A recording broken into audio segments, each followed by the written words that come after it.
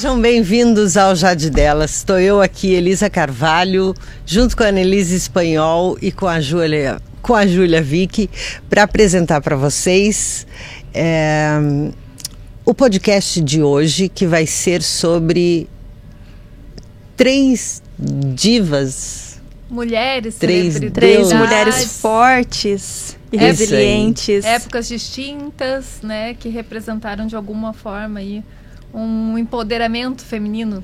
Exatamente. Então hoje a gente vai falar sobre Marie Curie, ou Maria Sklodowska-Curie, que é assim que eu imagino que ela gostaria de ser chamada, né? Porque ela sempre deixou a Polônia ali muito evidente na carreira dela. Sobre a Anitta, a nossa Anitta. Larissa de Macedo Machado. É o nome dela? É o nome dela. Olha, é que a Anitta é o nome imaginava. artístico. Olha que bacana. E eu vou falar sobre uma milionária que não tinha, com quase 40 anos, não tinha direito a escolher o que ela ia comer, se ela ia engravidar, e nem tinha o direito de dirigir. E essa milionária, ela beijou a Madonna, ela dançou com o Michael Jackson, se apresentou com ele, e é dona de vários hits como o Oops, I Did It Again e o Hit Me Baby One More Time. Gente, ainda bem que eu tô apresentando um podcast, né? Porque se eu dependesse de música, meu Deus, eu ia morrer de fome. Eu consegui identificar. Se eu fizer isso, famosa. As pessoas vão falar, nossa, de quem que essa louca tá falando? Que música é essa? E é claro, né, gente? A nossa querida Britney Spears. O marco ali dos anos 90 e 2000, né? Então, isso aí, gente. Vamos começar por onde?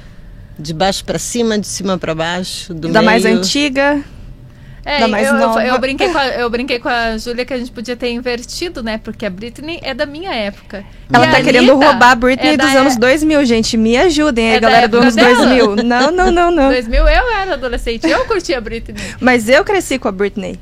Eu sou de Nossa, 2002. Gente, anos 2000 eu já tinha filho. Meu Deus do céu.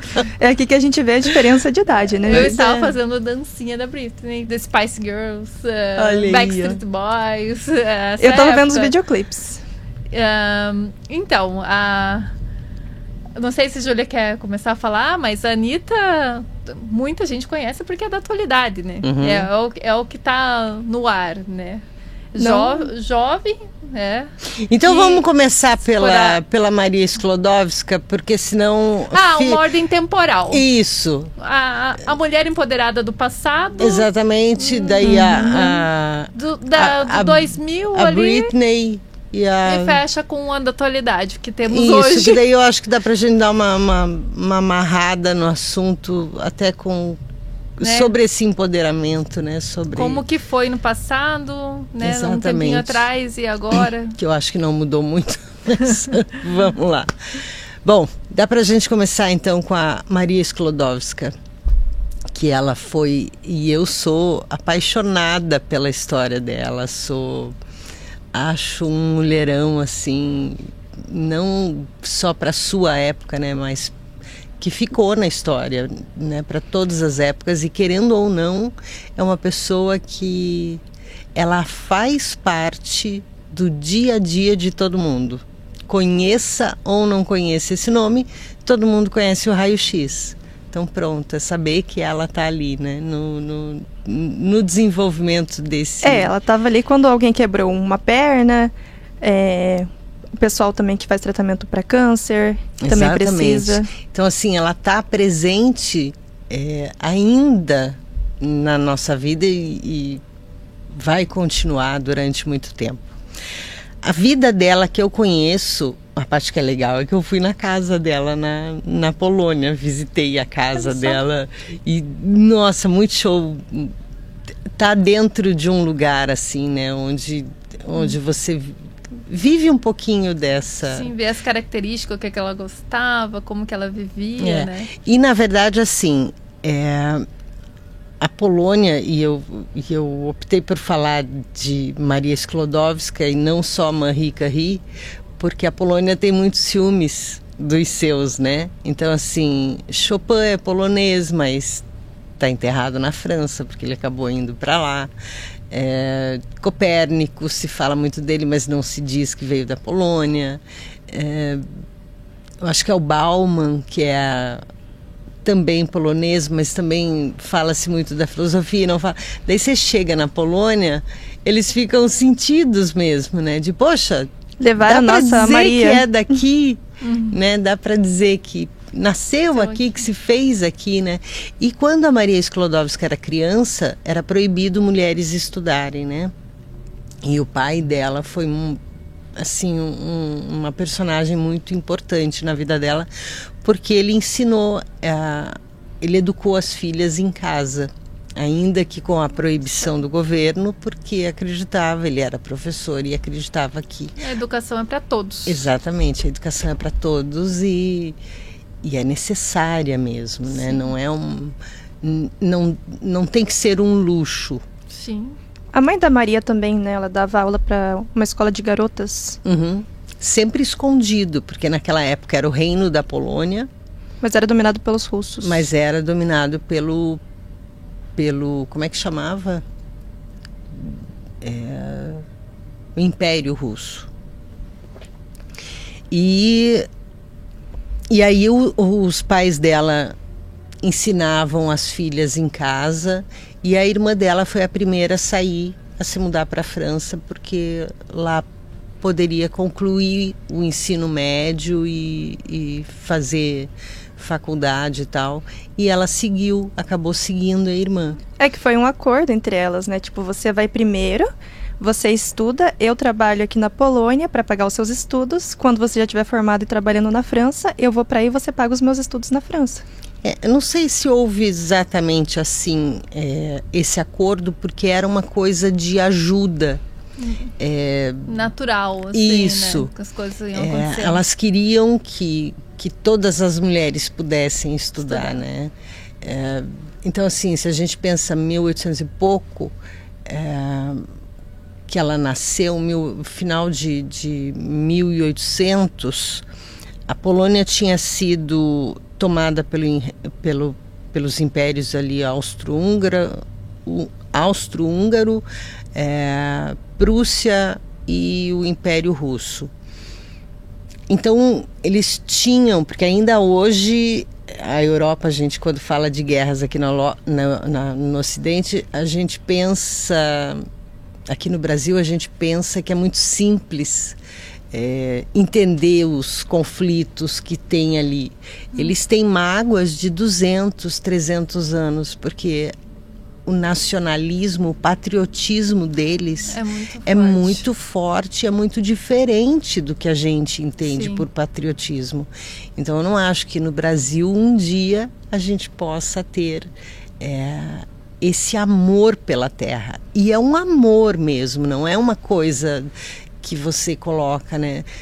Tanto é que a língua polonesa, se a gente for pensar nessas guerras todas, nessas tramas todas, era uma língua para não ser falada, porque era proibido. No Império Russo, quando foi tomado pelo Império Húngaro, pelo Império da Prússia, era proibido falar a língua. E eles conseguiram manter a língua escondida até hoje. E aí, voltando para Maria Sklodowska, ela foi para a universidade, acabou vendo uma brecha de um outro químico ou físico, pois eu deixo o nome ali na edição do vídeo, do professor Henry alguma coisa, que ele começou o trabalho do rádio e ela continuou, porque tinha uma pontinha de luz que ficou no trabalho dele e ele não descobriu o que era aquilo. É o que estudava luminescência, né? Então, eu não lembro exatamente como que foi, porque a parte que eu sei é a parte que ela iniciou os trabalhos. Porque chamou a atenção dela no escuro, né, de estar ali, e um pedacinho do trabalho dele é aquele tipo um vagalumezinho ali. Ele introduziu ali e ela ficou curiosa. Aí eu não lembro se ele morreu, né, ou simplesmente largou o trabalho. Ele largou, pelo que eu lembro, porque não era o foco dele no momento, aquele elemento químico. E aí, aquele brilhozinho, parecendo um vagalumezinho ali, né? E eu crio toda uma coisa na minha cabeça. Era urânio, não era? Não, era o rádio. A radioatividade do rádio. Era a atividade do rádio, né? E aí, por isso, a radioatividade. E aí ela foi estudando aquilo, tanto é que morreu de câncer, né? Morreu de anemia plasmática, eu acho que é o nome da doença, que dá para 1 em cada 1 milhão de pessoas, mas como ela teve contato com essa radiação tanto tempo, então assim, é uma mulher que eu admiro muito, porque ela morreu pela gente. Ela morreu, puxa, pela medicina, pela humanidade, cura. pela cura. E para mim não há nada mais lindo que isso. E tem a história dela com o Pierre Curie, que é uma das histórias de amor, pelo menos do meu ponto de vista, mais lindas que existem. Porque um não largava a mão do outro. Até na hora porque ele acabou sofrendo, eu acho que a gente poderia chamar de bullying hoje, né? Na faculdade, por dar tanto espaço para uma mulher falar. Tanto é que ela levou o prêmio porque ele insistiu para que o nome dela fosse considerado para o Nobel. Exatamente. Diferente de muitas mulheres que elas foram apagadas na história. Elas ajudaram os maridos dela a construir quem eles são hoje e como a gente vê. E o nome delas não é mencionado, porque os homens não fizeram questão de mencionar o nome delas. Ele não aceitou. Ele fez o total oposto. Ele falou, não, exatamente, ela vai receber o prêmio Nobel também. Foi ela. E ele não aceitou e teve uma briga na faculdade por isso, né? Ele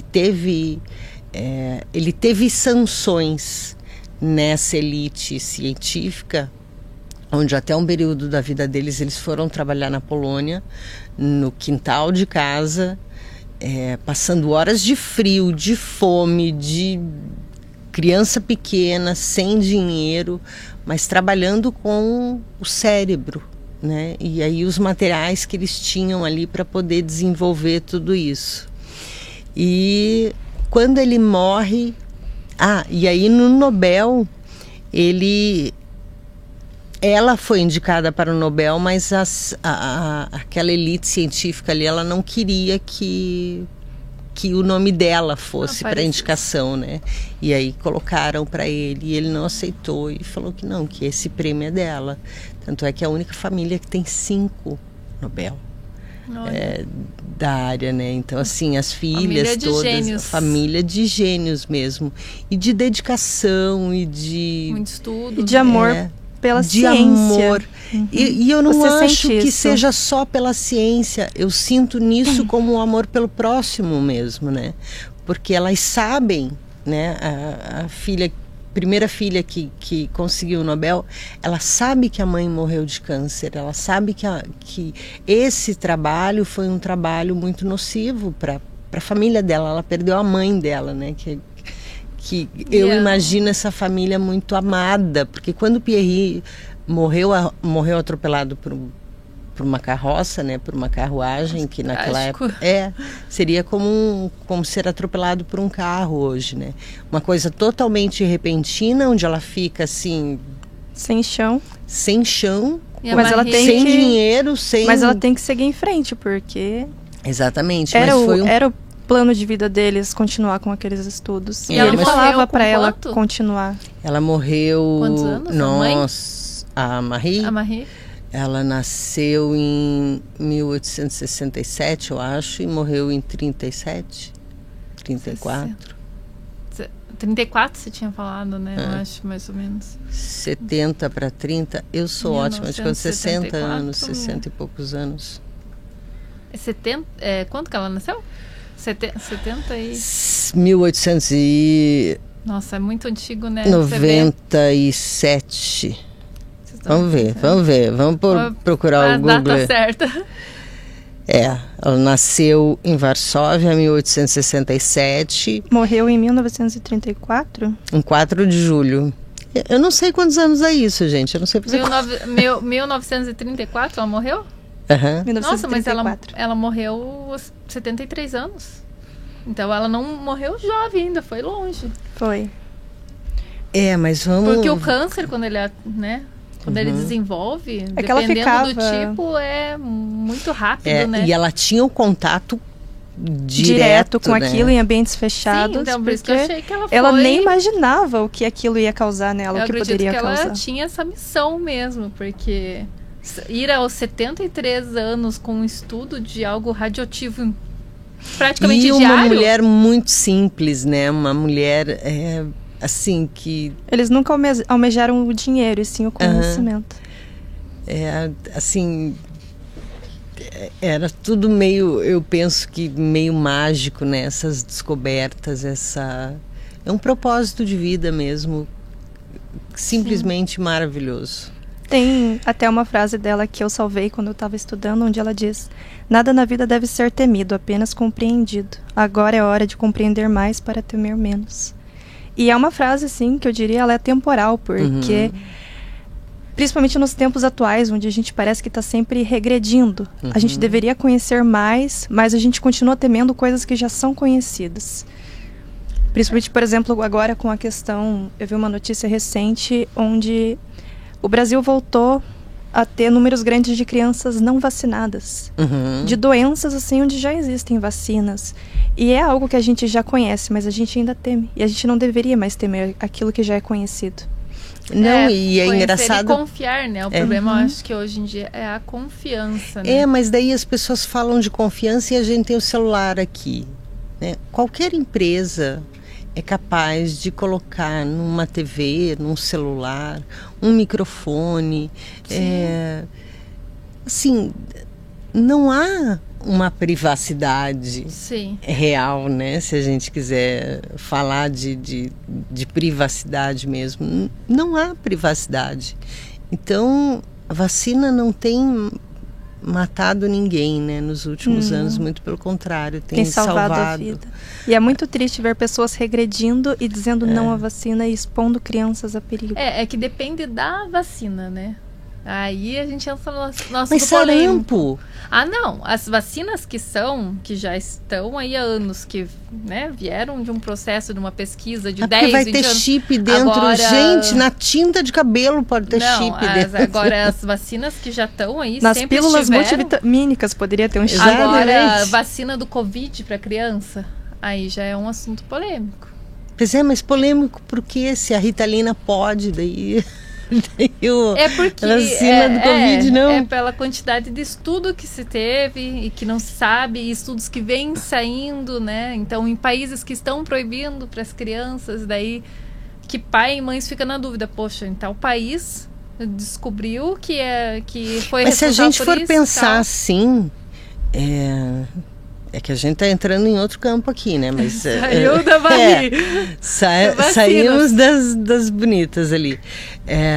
Mas se a gente for pensar assim, a maioria dos países não entram os agrotóxicos que a gente usa e come todo santo dia.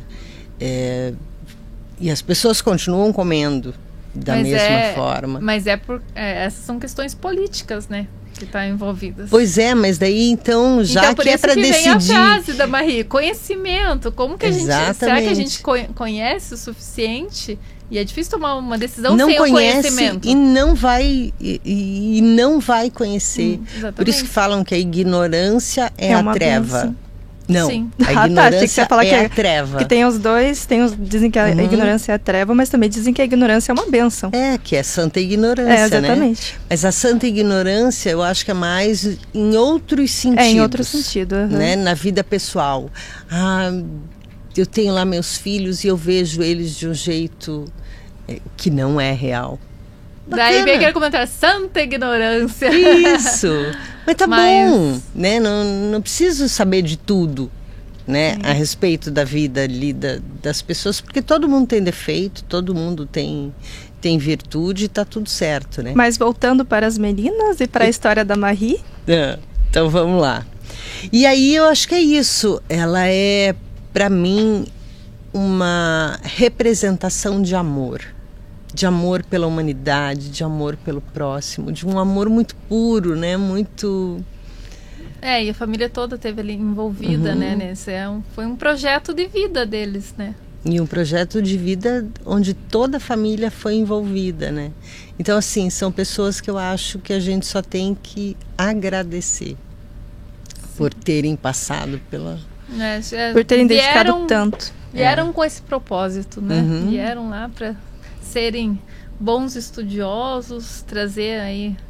E você vê, né, 1800 e pouco, né? A gente não teve grandes evoluções, né, nisso. Depois, manda uma família de volta dessa pra gente. Porque tá... mas como conhecimento é difícil, né? Ou também, né, que tem as teorias, que na verdade a gente já conseguiu evoluir muito mais. Existem aí indústrias que não querem que avance muito para se manter. Não sei se não querem. Tem muitas pessoas, o comércio, de forma geral, ele vai para aquilo que está mais fácil, né? Um projeto como o da Marie Curie foi ela e o marido colocaram a vida pessoal em risco porque não tinham um aporte financeiro ali suficiente, né? Porque se tivessem, isso poderia ter andado muito mais. Mas eu acredito também que tem muitas coisas na ciência que não vão se modificar, né? Se a gente pensar ainda hoje que um osso é cortado com uma serra elétrica, literalmente falando, né? Parece uma coisa meio bizarra, mas é mais ou menos isso. Eu acho que tem coisas que nós temos a gente tem um limite, né? Um limite para o tanto que a gente pode inovar. Eu não sei nem na inovação, mas algumas coisas, por exemplo, disso, né? Tem uma doença chamada cranioestenose, que é uma doença no crânio, né? E o meu filho fez essa cirurgia quando tinha 3 meses. Eu perguntei como é que fazia, né? Deles falando que é com o craniótomo e tal, e barari, barará. Eu falei, tá, mas isso é uma mini retífica? Sim. É o que a gente usa. Sim, na área médica também. Na mecânica, sei lá, na indústria. Não é exatamente a mesma ferramenta, né? É uma ferramenta de mais precisão e tal. Mas é uma serra elétrica, né? Se a gente for parar para pensar. Não deixa de ser uma serra elétrica, né? E isso, para mim, o Papa Nicolau, o teste de câncer de próstata. A gente tem algumas coisas ainda que parecem muito arcaicas, né? Mas e talvez não tenha um jeito melhor. Mas quando você vê impressões 3D saindo, será que não dá para fazer uma impressão 3D, alguma coisa que o corpo ali consiga absorver, não entender como algo estranho, né? Não reagir contra, mas aceitar. Então eu acho assim que a gente está próximo aí de alguma evolução na área da medicina com toda essa tecnologia. Eu acho que muita evolução, né? Mas tem muito para descobrir farmacêutica que não quer. Não, mas eu acho que tem seus limites mesmo, né? Vamos pegar outras áreas, né? A fotografia. A fotografia, ela evolui. Mas, assim, a gente tem uma tecnologia melhorada. Mas a técnica, se a pessoa não sabe a técnica, ela não faz uma foto com a melhor câmera do mundo. E uma pessoa que sabe a técnica, ela faz uma fotografia sem câmera. Então parece uma coisa meio mágica, mas não é. O conhecimento, ele acaba sendo mais útil. Tem que saber usar as ferramentas. Exatamente. E quem tem o conhecimento da técnica acaba conseguindo se utilizar mesmo sem a tecnologia. Tem gente hoje que quando acaba a luz não sabe o que fazer da vida. Não sabe onde pôr a mão. Por quê? Porque não tem um DVD em casa, porque não tem... DVD não teria luz, né? Mas não tem um livro, não sabe se entreter com outras coisas. Sim. Eu até cheguei a ver um vídeo em que diz como seria se a internet acabasse hoje. Como seria o mundo sem a internet hoje? Nossa, a gente teria que voltar. Todos os meus... A gente teria que voltar pra muita coisa lá atrás. Ia ter que voltar e ir no banco, fazer depósito, pagar. Sim, eu não teria mais cartão de crédito, não teria mais Pix, não teria mais internet, voltaria os jornais. Gente, a gente viaja na maionese. Vamos voltar pra Marie, vamos voltar pra Marie. Não, agora nós vamos voltar pra Britney, senão não vai dar nem tempo da gente falar de todo mundo. Ok, falando da Britney agora, o ícone ali da época dela, revolucionária da música pop, as pessoas, elas pintam muito a Britney como se ela fosse um produto de uma gravadora. Uhum. Mas quando eu estava estudando a história dela, na verdade eu vi que muito do que a Britney é, até onde ela chegou, é por causa dela mesma. Muitas coisas, como por exemplo, o primeiro single dela, que é o Baby One More Time. Quando eles foram fazer o clipe, eles queriam fazer o clipe assim, eles falaram, então a gente vai fazer uma pegada assim, Power Rangers. E ela falou, não, eu vou fazer, é melhor a gente fazer uma coisa assim. Falou o nome da música, ligou o botão da... Baby, baby, hit me baby one more time. E daí ela falou assim, não, eu quero que o clipe converse com o público que eu quero alcançar, que era o público dos adolescentes ali. E ela falou, em vez de fazer uma pegada Power Rangers, a gente vai pegar e vamos estar entediados no meio da aula, quando tocar o sinal vai todo mundo começar a dançar e se divertir. E deu o que deu, virou assim, sabe, virou um hit. Também tem o Oops, I Did It Again, que quem deu a ideia do icônico, ela eu sei todas as dancinhas. Meu Deus. Ligou o botãozinho da Nelissa. Não tem como, a Britney é muito boa. Então nesse clipe do Oops, I Did It Again, Parei.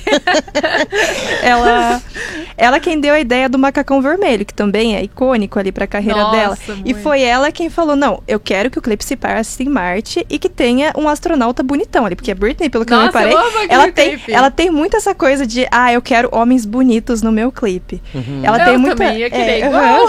No Baby One More Time também, ela falou, eu quero que tenha alunos bonitões ali no meio, sabe? A ideia do uniforme, assim. Maravilhosa, aquele macacão vermelho brilhoso, todo justo, assim, ela loira, linda. A Britney, ela desde o começo, ela sabia a imagem que ela queria vender pra ela, que era, assim, sendo sexy e inocente. E a gente vê muito isso nos clipes dela, por exemplo, no clipe do Toxic, tem aquela cena em que ela derruba o champanhe no colo de um cara, ela seca ali, e logo depois ela vai dar um beijinho na cabeça de uma criança, assim, tipo, olha como eu sou sexy e sou inocente ao mesmo tempo.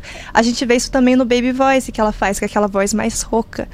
Pelo que eu vi em um dos documentários dela, essa voz mais rouca, eles dizem que foi a gravadora que falou, mas eu vi eles falando também que foi uma ideia dela falar assim, antes dela ir gravar o single do Baby One More Time, ela, de propósito, assim, não dormiu muito bem pra ela já acordar com essa voz rouca, porque ela sabia que ia ser mais sexy. Uhum. Então as pessoas falam, que ela é só produto da gravadora, ela não é uma artista de verdade, porque ela não canta. Mas, gente, não é bem assim. Tipo, respeita, a Britney né? não seria quem ela é se ela não fosse tão visionária. Se ela não tivesse, assim, sabe, tipo, it's Britney, bitch. E o legal dela é disso, né? Porque ela consegue passar essa imagem sexy, mas ela não é vulgar. Uhum. Diferente de quem eu vou falar. Olha, eu já discordo um pouquinho, porque... Sem querer defender a Anitta, já defendendo a Anitta, a Britney, ela foi muito julgada na época dela, porque quando ela começou a carreira dela com Baby One More Time, ela tinha essa vibe assim, mais, adolescente, inocente, querendo ou não, gente, ela começou a carreira dela, assim, tipo, ela explodiu, ela tinha 16 anos. Uma criança. Ela era, tipo, ela era uma criança. Na verdade, a Britney, ela trabalha desde muito cedo. Com 5 anos de idade, ela já fazia, assim, festivais locais, ela já cantava, ela já dançava. Com 11 anos, ela entrou no clube do Mickey, onde ela conheceu a Christina Aguilera e o Justin Timberlake, que também depois virou o namoradinho dela lá, que é um pau no cu, com todo respeito. É um filho da puta. Ele sumiu, né? Eu nunca mais vi sobre... É, que assim, na verdade, ele deu um o boom Justin, dele, né? Ele fez a carreira... O boom dele foi falando mal da Britney. Porque o que acontece? Eles namoraram uma época e durante o namoro deles, ele engravidou a Britney. E ele pediu pra ela abortar. Ela não queria abortar. E ela abortou porque ele pediu pra ela abortar. Não sabia E isso foi uma coisa assim que traumatizou ela, porque tipo, ela não queria abortar. A Britney, ela tem muito essa questão, ela é uma pessoa muito maternal. Você vê muito isso porque ela ama demais os filhos dela e ela sempre quis ser mãe. Ela perdeu a guarda deles uma Perdeu, época, né? Porque ela ficou doidona. É muita coisa, assim. Imagina a pressão, né, de tudo, né, em cima de uma menina. Sim, e ela tinha acho que 25 anos quando ela abortou, um pouquinho menos talvez. Mas aí depois disso o relacionamento deles foi pro caralho. E ele terminou com ela por mensagem, mas aí depois, tipo, ele pegou e usou ela de trampolim pra alavancar a carreira dele. Ele pegou e, tipo, fez um clipe com uma sósia dela, porque, segundo ele, eles terminaram porque ela traiu ele. E ela realmente traiu ele com alguém que tava fazendo os clipes dela lá, eu não lembro quem direito. Mas ele traiu ela muito mais vezes. E ela não saiu falando, tipo, olha só o filho da puta aqui que me traiu várias vezes. Ela se vingou. Ela se vingou, vai. Mas ela não se vingou dele, ela ficou no canto dela. Mas já ela passou pela menina malvada que traiu o menino de ouro da América, sabe? Que partiu o coração dele. Com isso ele conseguiu... vontade de ser corno em rede exatamente. Né? Mas é porque ela era Britney. Se a Britney já é quem ela é hoje em dia, na época ali dos anos 2000, então ela era a Britney, sabe? Tipo, tudo girava ao redor da Britney. E ele usou ela pra isso. Então, ele pintou a Britney de vagabunda. E, inclusive, justamente depois dele pintar ela de puta e de um monte de coisa lá, que ela começou a ter álbuns, assim, mais sexualizados. Justamente, tipo, você diz que eu sou assim, então eu vou ser assim mesmo. Vamos vender a imagem, então, que estão comprando agora. Que, se não me engano, é justamente nessa época em que ela tem aquele famoso show com a Piton, assim, sabe? A cobra. Não lembro. Ela tem um show em que ela apresenta com uma cobra, assim, no pescoço. E é um dos shows mais icônicos dela. Ela disse, inclusive, que ela tava morrendo de medo da cobra, mas ela foi e fez. Então, a Britney, ela foi muito julgada, assim, quando ela saiu da Menina Inocente, que a produtora queria vender ela. E isso da Menina Inocente, ele é tão forte que a Britney perdeu a virgindade com 14 anos. Ela contou no livro dela. Mas a gravadora quis vender ela como a inocente que queria casar virgem. Porque eles acharam que ia combinar com a imagem dela. Exageraram um pouco, né? Exatamente, eles exageraram um pouco. Daí, junto com a imagem que ela queria passar ali, vendeu bem. Daí, quando o Justin Timberlake foi pra mídia, assim, pra falar mal da Britney, eles perguntaram até se eles tiveram relações sexuais. Ele debochou dela. Ah, sim, eu fiz isso. Sabe, tipo, eu transei com ela. Sendo que, na verdade, ela tinha abortado um filho dele que ele pediu. Então, olha só como o Justin é filho da puta. Mas é uma guerra de quem vai tomar a mídia, né? De quem vai falar mais alto. Sim, é que a Britney, ela tem muitas pessoas em volta dela que só se aproveitam dela. Quando você estuda a história dela, você vê. Ela é uma pessoa, né? Ela é uma pessoa muito amável, assim. Tipo, ela não reconhece, pelo que dá a entender, ela não reconhece o quão forte é o nome dela. Mas ela tá cercada de pessoas que reconhecem o quão forte é o nome dela e eles usam isso para se aproveitar. Então ela tem, por exemplo, a figura ali mais forte nisso, que é o pai dela, que ele ficou com a tutela abusiva dela por 13 anos. Oi, Eberson. Era É que você olhou, você deu um tchauzinho, eu. Tchau. Então ela tem o pai dela, que ficou com a tutela abusiva por 13 anos, onde foi o que eu falei no começo do vídeo. Ele controlava o que ela ia comer, ele não deixava ela dirigir, ele obrigou a própria filha a colocar DIU, ele controlava com quem ela ia namorar. E tem coisas, assim, absurdas que ela conta, como, por exemplo, antes dela sair pra um date com um cara, pra começar, que a pessoa com quem ela saía, ele tinha que ser aprovado. E antes mesmo dela conhecer a pessoa, dela ir pro date com o cara, já falavam todo o histórico psiquiátrico dela e médico. Então imagina que humilhante, assim, sabe? Ela fala com o pai dela ainda? Não, ela não fala mais. Mas, tipo, tem coisas, assim, muito marcantes que ela fala. Porque, por exemplo, quando o pai dela conseguiu a tutela dela, ele falou uma frase como, por exemplo, agora a Britney sou eu. Eu sou a Britney agora. Meu Deus do céu, a inveja é uma coisa desgraçada. Pois é. E assim, a tutela dela veio justamente porque a Britney não estava bem da cabeça. Ela perdeu... Teve uns surtos, ela né? teve uns surtos, mas o que acontece? Ela perdeu a guarda dos filhos dela, que ela ama demais. Ela tinha acabado de terminar um relacionamento com o segundo marido dela, com o primeiro marido dela, que foi o Kevin. Não, foi o segundo porque essa coisa dela ser louca já começou lá em Las Vegas, quando ela casou com um amigo dela, e daí o pai dela já começou a falar assim, você tá ficando maluca, você casou com teu amigo bêbada lá em Las Vegas. Mas, gente, tem 3.000 filmes sobre casar bêbado em Vegas, né? Mas quando é uma mulher fazendo isso, nossa, você tá louca, você tá fora de si. Então, a partir dali, o pai dela já começou a pintar ela como maluca. Mas ela terminou com esse amigo dela e no mesmo ano ela casou com o Kevin, que foi com quem ela teve os 2 filhos dela. E foi um seguido do outro. E acho que essa é uma parte muito pesada da vida dela, porque imagina, você é uma mãe de primeira viagem e você é a Britney Spears e as pessoas estão o tempo todo, 24 horas por dia, em cima de você. E, gente, a gente já sabe como é difícil para a mulher um pós-parto. Eu não lembro agora. E ela não tinha apoio da família dela. Eu não lembro agora o percentual, mas eu estudei isso até. Ela devia ter grandes chances ali de estar numa depressão pós-parto. Tinha, é que eu cheguei... Eu não sei se é 60% de chance. Eu sei, assim, que é um percentual alto de chance das mulheres terem Mas a depressão gente, pós-parto. não só do pós-parto, a gente tem muitos casos, né, de pessoas que enlouquecem o outro, né? Então, Sim. A gente tem uma direção ali que te enlouquece para daí poder te chamar de louca. Sim, que foi o que aconteceu com ela. O pai acabou, né? Teve filho, a ela já pressão teve da um mídia, aborto antes. tudo. O Justin falando mal dela pra todo mundo e todo mundo caindo, matando em cima dela, porque ela tava se sexualizando demais. Aí você tá muito sexy nesses shows, por que você tá tão sexy assim, sabe? Eu acho que eu também pegaria. Eu não sei o que ela pegou, que ela foi pegou um guarda-chuva. Um guarda-chuva quebrou todo o carro do paparazzi. Então, aí tem essa questão aí dos bebês. Ela tava passando por uma situação complicada, porque ela terminou com o Kevin. Eu não sei se ela terminou com ele ou ele terminou com ela. Mas o Kevin foi o segundo marido dela, porque ele também foi outro que usou ela de trampolim pra alavancar a carreira. Porque ele queria... eu não vou ser ali o cara que é esposo da Britney. Eu quero que ela seja a minha esposa, sabe? Então, ele começou a querer... briga de ego, porque ele não queria ficar abaixo dela. Daí ele queria lançar a carreira musical dele. Acho que ele é rapper, se não me engano. E ele falou, tipo, não, eu vou alavancar minha carreira. E ele começou a negligenciar ela e os filhos. Por exemplo, ela ia nos ensaios dele ver ele junto com o filho dela. E ele simplesmente não ia receber ela. Porque ele dava muito mais atenção pra carreira musical dele do que pra família. E aí, no meio daquilo tudo, eles se divorciaram. Ela perdeu a guarda dos filhos. Mas antes mesmo disso, dela perder a guarda dos filhos, ela não tinha paz.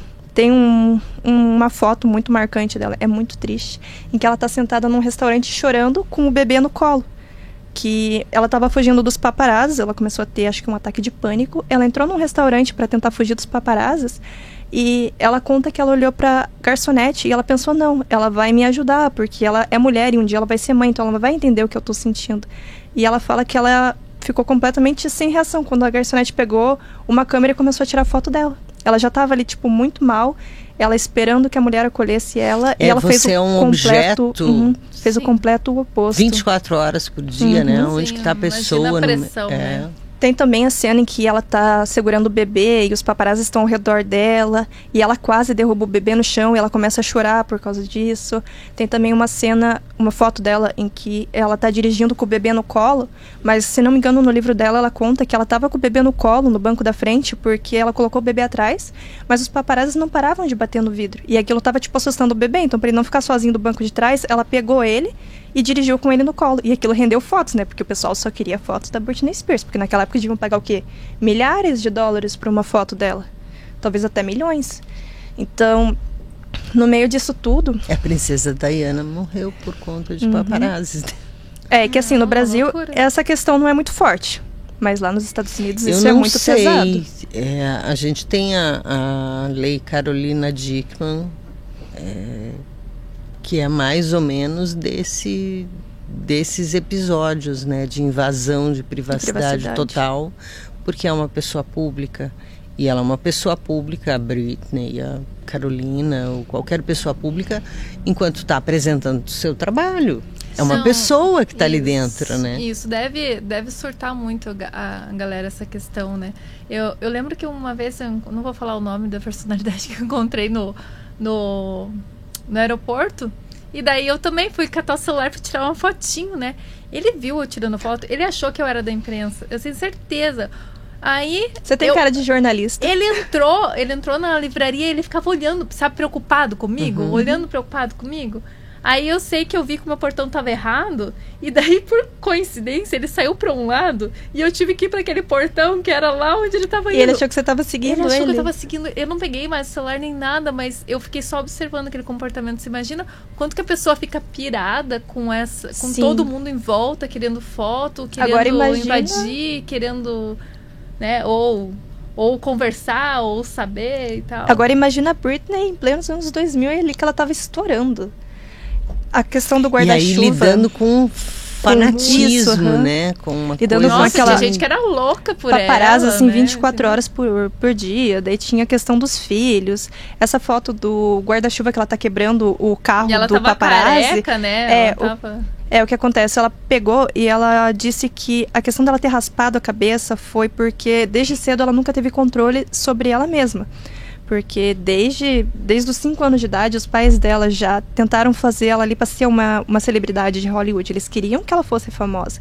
Então, desde cedo, as pessoas decidem as coisas para ela. É a reclamação de outras personalidades também, né? Que Isso desde criancinha, elas reclamam que os pais criam aquele personagem, né? Que foi até aquela lá recente, faz o desejo, né? dos pais, né? E daí ela pegou e ela disse que essa questão dela raspar o cabelo dela foi para ela tentar retomar o controle sobre o próprio corpo. Principalmente porque o que simboliza o cabelo da mulher para uma celebridade é muita coisa. A beleza, a sensualidade.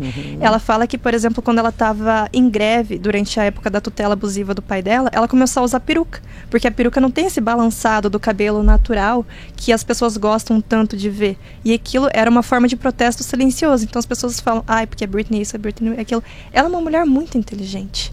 Ela só passou por muitos maus bocados. Eu não acho ela só inteligente, como eu acho ela resiliente. É como se fosse uma pessoa que tivesse nascido com o espírito livre e de repente veio... Colocaram ela numa gaiola. Levanta, derruba, ela é um passarinho que colocaram ela na gaiola e tentaram podar as asas dela, mas ela continua tentando se libertar. Isso aí. Mas ela voa. É interessante ela cai, isso, né? Mas ela levanta. Ela cai e levanta. Em vários episódios e em várias situações diferentes, né? E olha o potencial podado dela nesse processo todo, né? Porque talvez ela fizesse... exatamente. Porque se não tivesse a questão da tutela abusiva, porque ela disse que eles colocavam ela pra fazer um show atrás do outro, colocavam ela pra fazer programa que ela não queria fazer. E ela disse que teve uma hora que ela simplesmente não queria mais fazer show. Tanto que tem... Um pouco antes dela ser internada, a última vez, foi porque o pai dela anunciou uma residência em Las Vegas, se não me engano, e ela simplesmente não queria, porque fazia acho que 4 anos que ela estava fazendo show em Las Vegas, residência, fazendo um monte de coisa, e ela só conseguiu 3 semanas de férias com os filhos dela. E daí ela se rebelou, tipo, como assim, eu já vou fazer outro show? Não quero mais, não aguento. E daí, pra se rebelar, digamos assim, ela apareceu no show, ela sorriu assim, tipo, forçado, desceu os degraus, entrou no carro e foi embora. E o que o pai dela fez depois disso? Ele internou ela à força numa clínica psiquiátrica, onde ela não tinha porta para ter privacidade. Mal tinha janela no lugar para ela ver o dia passando. E, sabe, tipo... Gente. Quem que faz isso com a própria filha? Porque uma posse, né? Não é uma pessoa. Porque, é um assim, produto dele. É um produto. Uma tutela, no caso dela, que ele alegou que ela tava louca porque ela teve que sair de ambulância da casa dela porque ela não queria devolver os filhos pro pai. Ela não queria devolver os filhos pro pai porque eles mentiram pra ela falando que ela ia ter mais tempo com os filhos dela. Eles mentiram pra fazer ela parecer de louca e tirar ela à força na ambulância pra vender a Britney louca e assim conseguir a tutela dela. Então tudo foi arquitetado assim desde o começo pra ele conseguir controlar a filha dela e ficar com o dinheiro dela. Todo mundo enlouquece pra poder chamar de louca, né? Ai, que inferno. Sim. Mas Que história, né? Dela. Gente, sim, ela tem uma história, assim, muito forte. E hoje? Porque como que tá a vida dela hoje, depois de tudo isso? Bom, depois daquela internação forçada, a Britney ficou um tempo ali. E pra vocês terem uma ideia, ela queria um advogado, porque ela não aguentava mais a tutela abusiva. E o pai dela falava que ela não podia escolher o próprio advogado, que ela tinha que ficar com o advogado que a corte decidiu pra ela, mentindo o tempo todo. E os advogados do pai dela que não iam falar pra ela que ela podia escolher outro. Então, quando ela decidiu escolher outro advogado, ela entrou em contato, os advogados tiveram que ir disfarçados ver ela, porque não podiam saber que era um advogado que estava indo ver ela. E daí o advogado que foi ver ela contou o que estava acontecendo lá dentro, e o que estava acontecendo na tutela abusiva, e ele fez um exposed do que estava acontecendo com ela. E daí que surgiu o movimento Free Britney, que foi justamente dos fãs e amigos próximos para libertar ela. E a Britney nem sabia de nada disso, porque ninguém falava para ela. Ela foi descobrir porque uma enfermeira estava vendo uma notícia, e ela ficou olhando assim, sabe, tipo, pra ver o que estava acontecendo. A enfermeira contou pra ela, tipo, que tá acontecendo isso, aquilo, movimento de fãs para te libertar. E daí que ela pediu pela primeira vez uma audiência com a juíza, para ela contar o lado dela da tutela abusiva. E um dia antes dela ter essa audiência com a juíza, ela pegou e ligou para a polícia e contou tudo o que estava acontecendo. Aí depois que ela foi fazer essa audiência com a juíza, eles queriam fazer a audiência privada dela. Falou, não, minha vida inteira foi aberta ao público, porque agora que eu vou falar os abusos que eu sofri, vocês querem que seja privado. Daí ela fez a audiência aberta ao público, onde ela contou tudo o que estava acontecendo. Para vocês terem uma ideia, na casa dela tinha mordomo, que ela disse que é um luxo, mas ela não podia comer um hambúrguer. Tem uma frase onde ela diz que ela fala assim, por favor, eu quero uma comida de verdade, eu quero um sorvete, um hambúrguer, você não pode conseguir para mim? E o mordomo fala, não, eu tô seguindo ordens do seu pai. Você é milionária e você não pode comer um hambúrguer, gente. Nossa, que inferno. Que raiva, né? Que raiva que dá. Não é daí, fácil. depois que ela conseguiu a liberdade dela, ela retomou o controle do Instagram dela, das redes sociais, e hoje em dia todo mundo diz que ela é maluca, que ela enlouqueceu, porque sim, mas ela posta... enlouqueceram ela faz muito tempo, né? Ela posta uns vídeos assim, rodopiando, com umas roupas bem curtas. Ela posta foto do bumbum dela, só com um coraçãozinho assim, cobrindo de costas. Foto... Tá parecendo coisa da Anitta isso. foto na praia de nudismo. E tem muita gente que julga ela. Gente, chega a ter com teoria da conspiração dizendo, essa não é a Britney, o que fizeram com a nossa Britney, sabe? Gente, é a Britney, sim. Ela sempre foi assim. Outra fase. Mas você imagina como é a questão do... Olha lá, os 5 minutos. Tem um menino ali, eu tenho gente, 10 minutos pra falar de, que ele Anitta. Fica mandando sinalzinho pra gente. Tchauzinho, acho que ele vai embora. Vai abandonar a gente. Ele não aguenta mais trabalhar, gente. Então... Vamos de loirinha para morena. Vamos. Larissa de Macedo Machado. Mas que nome fofinho, né? É bonito. E eu acho a Anitta, né? Que ela se inspirou, esse nome artístico foi na presença de Anitta. Lembra da série? E a presença de Anitta... A Júlia talvez nunca tenha ouvido falar. falar. Gente, não é da minha época. Não é da sua também, né? Não, Não, era adolescente. Mas já podia assistir essas coisas. Eu lembro que eu assisti. E a Anitta justamente era um personagem... Com a Mel Lisboa, né? Com a Mel Lisboa. Era um personagem que ela era muito sensual. A atriz né? Mas no caso... o personagem é muito sensual, mas não é essa coisa que a Anitta, né, prega hoje. Não é... Era discreto, era natural. E ela mexia com tudo. Ela não usava, assim, um decote, uma coisa mais aberta e tal, mas não era algo exacerbado, né? De tanta transparência. Ela não subia no palco e falava, acharam que eu não ia rebolar a bunda hoje? Então, assim, e ela mexia com todo mundo, né?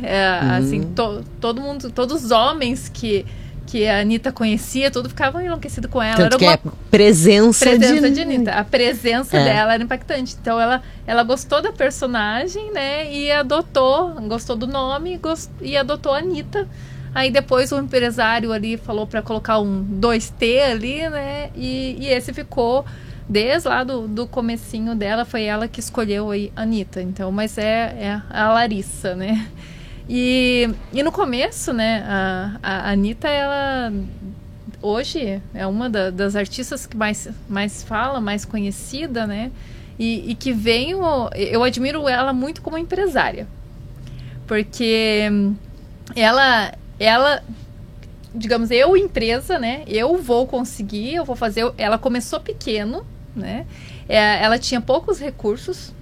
Então, assim, até os 8 anos de idade dela, o pai dela tinha uma empresa e bancava ali escola particular, aulas de inglês, eu acho que ela fazia ali. E ele sustentava ela num, digamos, um padrão de vida melhor. Mas aí faliu a empresa do pai, então ela teve que ir para a escola pública e ela passou a ter uma mesada. Então, mais na frente, isso o pai dela é separado da mãe, né? Mais à frente ela pega... Por isso que a relação do pai com ela é tão presente, tão forte, né? Porque eu tenho essa impressão quando eu vejo a Anitta, a presença dela com o pai na presença. Presente. E aí ele dá uma mesada para ela, né?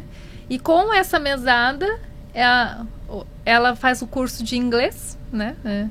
E isso lá, quando era pequenininha, ela já cantava no coral da igreja, né? E ela sempre dizia, já com 8 anos, ela já dizia que ela ia ser artista e que ela ia ser famosa. Olha que legal. Então eu já sei o que eu quero de criança e eu vou lutar. Então ela não desistiu, né? Nunca ali do sonho dela. Adotou ali o funk, né? Mas inicialmente era um funk mais melódico. Vocês podem ver até a evolução da Anitta, como as músicas anteriormente não tinha esse apelo sexual como tem hoje em dia.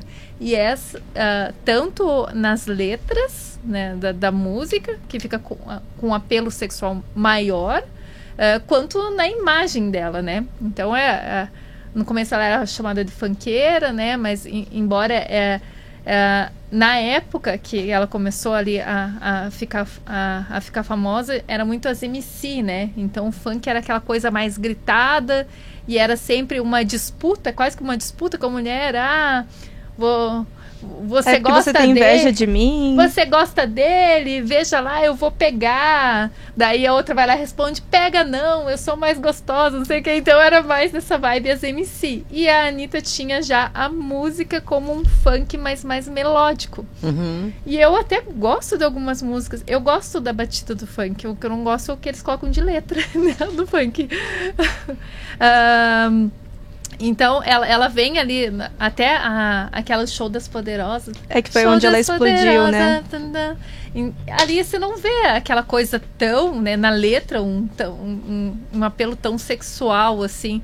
E essa é a grande crítica hoje, né, do mercado, do que a gente exporta, né, da imagem que o Brasil exporta para fora, que é essa. Mas, ao mesmo tempo, se você colocar Madonna...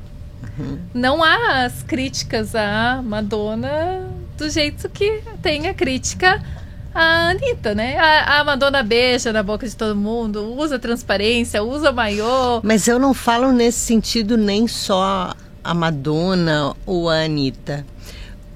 O mundo corporativo sempre explorou o corpo da mulher feminino como um produto. Mas quando a mulher decide ela mesma explorar o próprio corpo para lucrar com aquilo sozinha, e aí a gente tem, por exemplo, o exemplo hoje em dia dos OnlyFans, do Privacy, onde as meninas sozinhas decidem que elas vão explorar e lucrar com o próprio corpo. Não teria problema. Exatamente. E ela tem um OnlyFans, né? A Anitta tem OnlyFans, diz que lucra muito com...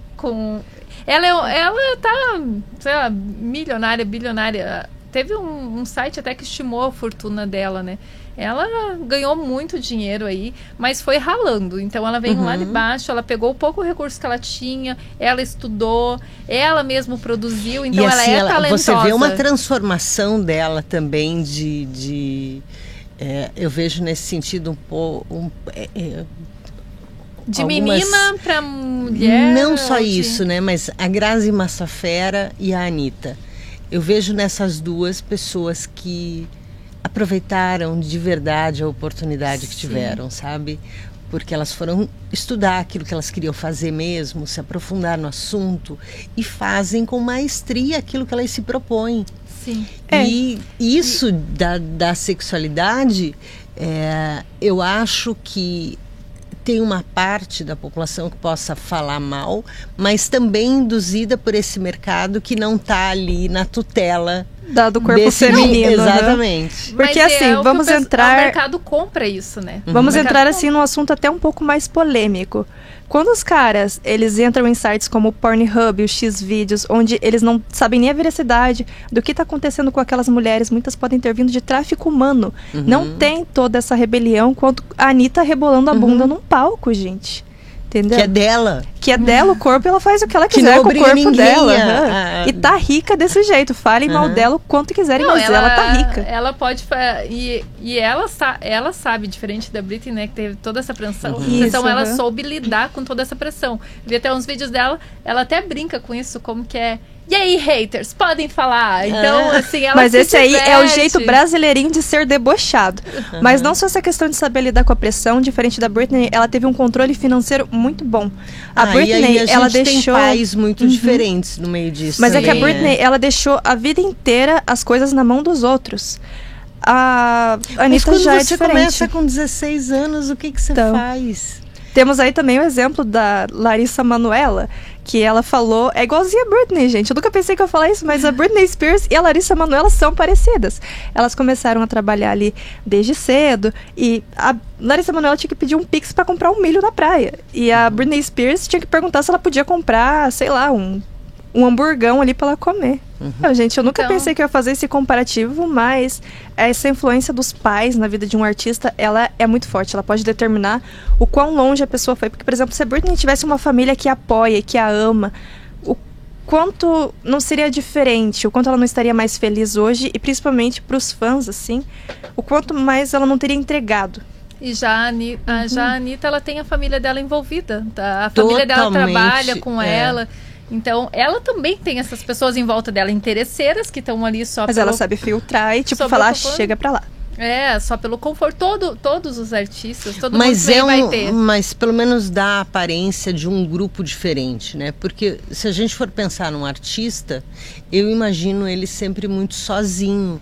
Porque você nunca sabe quem é o interessado e quem é o interesseiro no meio disso tudo, né? E é muito complicado. Pessoas se aproximando de você apenas por interesse, né? Sim. E a Anitta, pelo que eu percebo, o que você está rindo? A Anitta, que eu percebo, ela tem as pessoas que ela confia ali do lado dela, né? E é importante, porque se ela estiver triste... né? E pessoas normais ficam tristes, ficam com medo, tem um colinho ali, né? Ela tem um suporte, né? Tanto da família como ter os amigos ali. Ela também sabe, ela vem lá de baixo, então, e ela aproveita muito bem, porque ela se diverte aí com tudo, né? Tanto com as críticas, ela usa o dinheiro dela.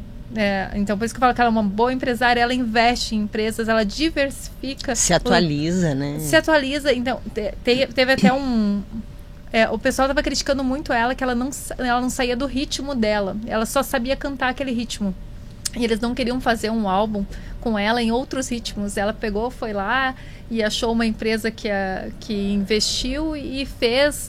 aí tem várias músicas dela em ritmos diferentes do que ela canta. Então, assim, ela não fica... Ela não senta. Música mais latina também que ela lançou. Ela se reinventa, ela faz e ela trabalha bastante, porque ela lança muita coisa sempre. Então, realmente, é uma mulher que correu à frente, não atrás aí do que ela queria conquistar, do sonho dela, que desde criança ela falava, eu vou ser famosa. E ela né? E com as críticas aí positivas, negativas, o pessoal falem bem, falem mal, mas falem fala bem. Muito mal da Anitta aqui no Brasil, mas trazendo uma curiosidade aqui para quem talvez não conheça, tem uma moça dinamarquesa, ela é uma influencer, e ela aprendeu português porque ela gosta de funk, e uma das inspirações dela é justamente a Anitta. E recentemente, inclusive, ela fez uma música aqui no Brasil, onde ela fala que lá na Dinamarca ela sofria bullying por ser rabuda. Basicamente, eu sofro bullying porque eu sou gostosa. Aí eu vim aqui pro Brasil e aqui é normal e que eu sou bem recebida. É a Fefe.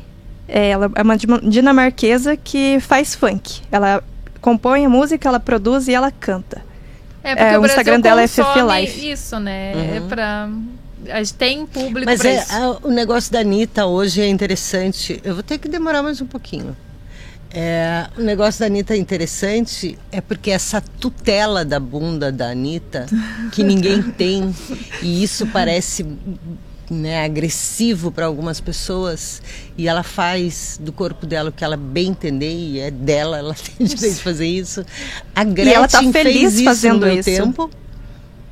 E a Gretchen também era uma pessoa, só que é engraçado, né? Porque antes as pessoas, elas tinham, parece que um pouquinho mais de pudor na hora de agredir ou de ofender.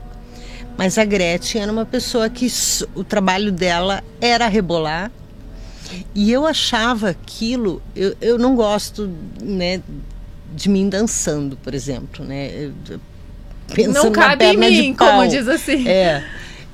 Não cabe em mim. Mas eu acho muito bonito mulheres que dançam, homens que dançam.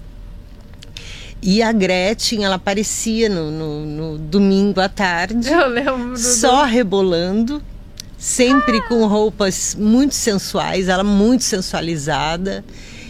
Mas não tinha internet igual tem hoje. É que as pessoas acham que a internet é uma terra sem lei. As pessoas falavam, mas não tinham onde falar publicamente. Mas eu não sei se falavam, porque se falassem muito mal assim, não teria audiência. Era muito simples mas as desligar a TV. Que falam, e por isso que ainda existe várias pessoas que eu vi comentando assim, nessas coisas. Não é do teu interesse porque você está assistindo. Uhum. Sai daí, não assiste. Porque as pessoas entram, assistem e criticam. Negativamente. Então eu acho que era isso que aconteceu. A pessoa não gostava, mas assistia. E eu já vi, eu tenho conhecido que agora eu já me veio na memória, vendo a pessoa assim, olha lá, olha se isso é coisa que se apresente. Então a pessoa criticando, mas tá lá assistindo, troca de canal. Bom, pronto. Às vezes o ódio pode ser um desejo incubado que a pessoa não quer demonstrar. Então eu acho que era nesse sentido. As pessoas assistem, não gostam, assistem, mas gostam de assistir para criticar. Mas aí não tinha onde publicar antes. Mas queria, então, de certa forma, ter essa independência, né? Essa liberdade. Algo nela cria o interesse para a pessoa continuar assistindo, mas é algo que a pessoa não consegue identificar e ela interpreta, às vezes, aquilo como um ódio. Gente, bem simples. Bem tranquilo. Né? Eu não tenho problema nenhum falar. Eu queria ser rica igual a Anitta. Eu não rebolaria igual ela? Não, mas não julgo. Gente, se fosse pra...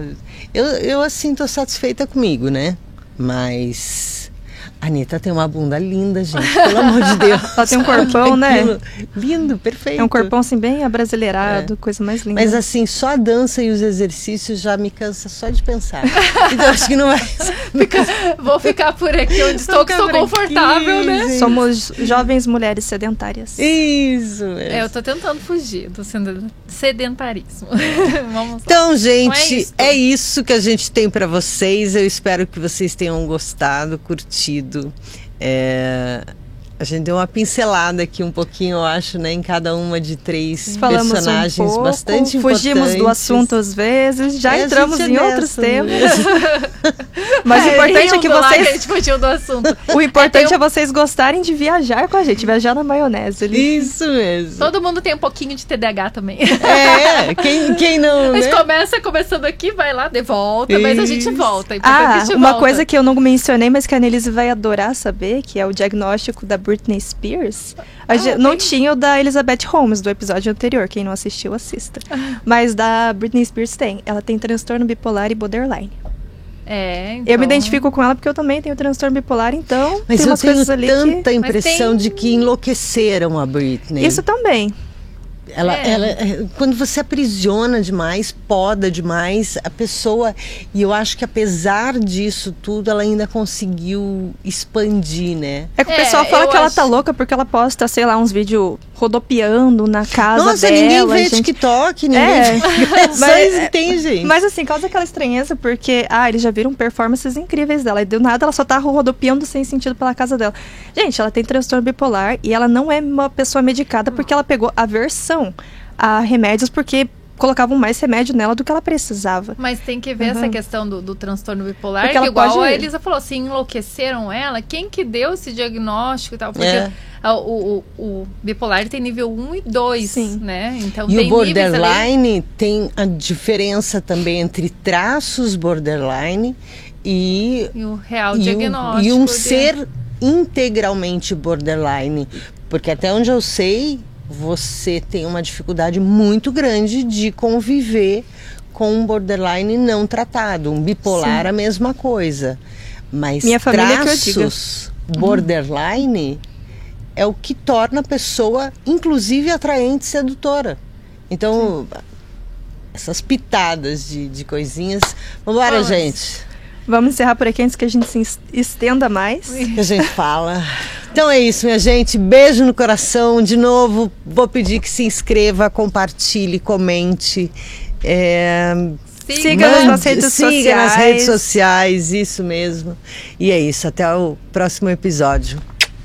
Beijo. Beijo, tchau, pessoal. com Deus.